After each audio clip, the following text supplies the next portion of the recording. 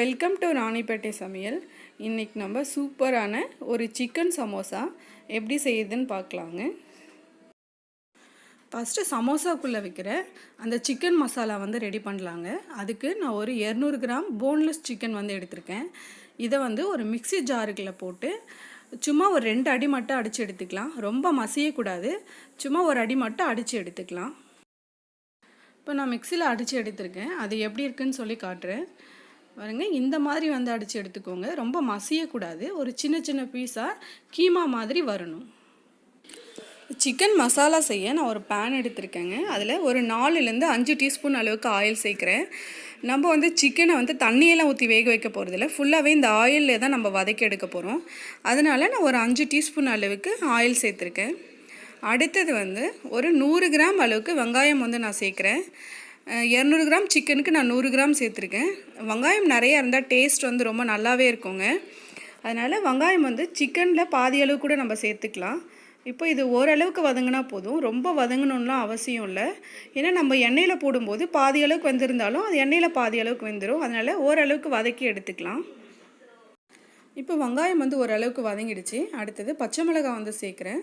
பச்சை மிளகாய் ரொம்ப பொடியாக கட் பண்ணி சேர்த்துருக்கேன். பெருசு பெருசாக இருந்தால் சாப்பிடும்போது கஷ்டமாக இருக்கும், அதனால் ரொம்ப பொடியாக கட் பண்ணி சேர்த்துருக்கேன். ஒரு 1/2 டீஸ்பூன் தான் சேர்த்துருக்கேன். அடுத்தது கரம் மசாலா ஒரு 1/2 டீஸ்பூன் சேர்க்குறேன். எல்லாம் பொடியாகவே சேர்த்துக்கோங்க.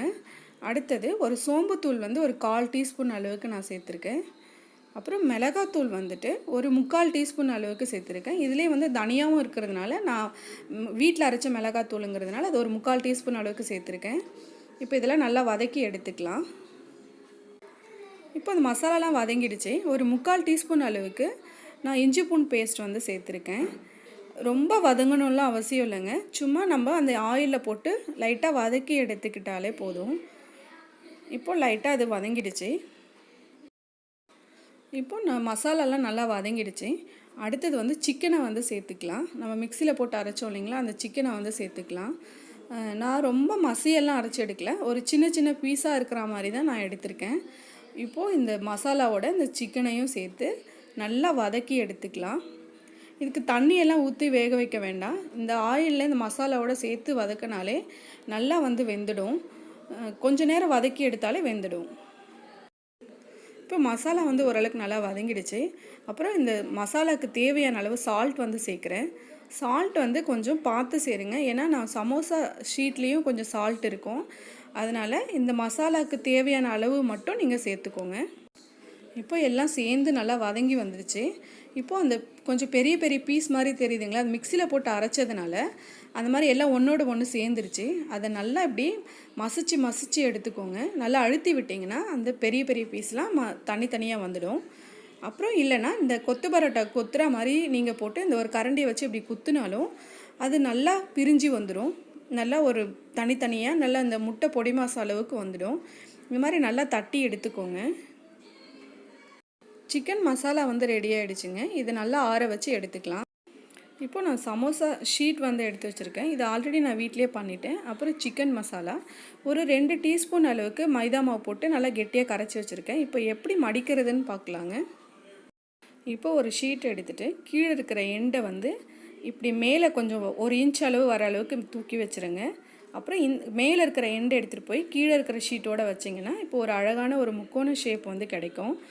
இந்த மெத்தட் ரொம்ப ஈஸிங்க. புதுசாக செய்கிறவங்க கூட ரொம்ப ஈஸியாக செஞ்சிடலாம். அப்படி இல்லைன்னா நீங்கள் ஒரு பேப்பரில் கட் பண்ணிக்கோங்க. 3 இன்ச் நீளமும் 9 இன்ச் அகலமும் கட் பண்ணி எடுத்துக்கோங்க.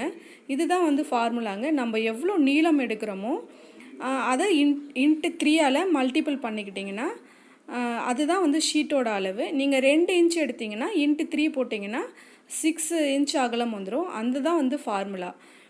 நீங்கள் எந்த அளவுக்கு நீளம் எடுக்கிறீங்களோ அதை இன்ட்டு 3ஆல் மல்டிபிள் பண்ணிக்கோங்க. நான் 9க்கு 3 அந்த இதில் எடுத்திருக்கேன். இப்போ இந்த மைதா மாவு கரைச்சோம் இல்லைங்களா, அதை மேலே தடவிட்டு அப்படியே வச்சு ஒட்டிடுங்க. இது ஒட்டும் போதே நீங்கள் ஆயிலில் போட்டுருங்க. முதல்ல ஒட்டி வச்சுட்டு போட்டிங்கன்னா அப்புறம் பிரிஞ்சிரும். பாருங்கள், அழகாக ரெடி ஆகிடுச்சு. இப்போ சமோசா பொரிக்க நான் ஆயில் ஆல்ரெடி காய வச்சுட்டேங்க. இப்போ நான் ஒரு 4 ஒட்டின உடனே போட்டுடுறேன். ரொம்ப நேரம் ஆச்சுன்னா அந்த உள்ளே இருக்கிற சிக்கன் மசாலாலாம் வெளியே வந்துடும். அதனால் ஒட்டும் போதே நீங்கள் ஆயிலில் போட்டு எடுத்துக்கோங்க. அப்புறம் ஆயில் வந்து மீடியமான ஃப்ளேமில் காய வச்சு எடுத்துக்கோங்க, ரொம்ப சூடாக இருக்கக்கூடாது. இப்போ நான் மீடியம் ஃப்ளேமில் வச்சு வேக வைக்கிறேங்க. ரொம்ப ஆயில் காஞ்சிருச்சுன்னா மேலே எல்லாம் தீஞ்சு போயிடும், உள்ளே இருக்கிற மசாலா வந்து அந்த அளவுக்கு வேகாது. நம்ம ஓரளவுக்கு தான் மசாலா வந்து வதங்கியிருக்கோம், அதனால் மீடியம் ஃப்ளேமில் வச்சு வேக வைங்க. இப்போ சமோசா வந்து ரெடி ஆகிடுச்சிங்க. நான் சமோசா ஷீட் வந்து எப்படி செய்யணும், அதை எப்படி ஃபோல்ட் பண்ணணும்னு சொல்லிட்டு ஒரு 4 மெத்தடில் போட்டிருக்கேங்க. உங்களுக்கு வேணும்னா எங்கள் சேனலில் போய்ட்டு பார்த்து தெரிஞ்சுக்கோங்க. சூப்பரான சிக்கன் சமோசா வந்து ரெடி ஆகிடுச்சிங்க. இதே மாதிரி நீங்கள் உங்கள் வீட்டில் செஞ்சு பாருங்கள். எப்படி இருக்குன்னு சொல்லி கமெண்ட் பண்ணுங்கள். எங்கள் சேனலுக்கு மறக்காமல் சப்ஸ்கிரைப் பண்ணுங்கள். தேங்க்யூ.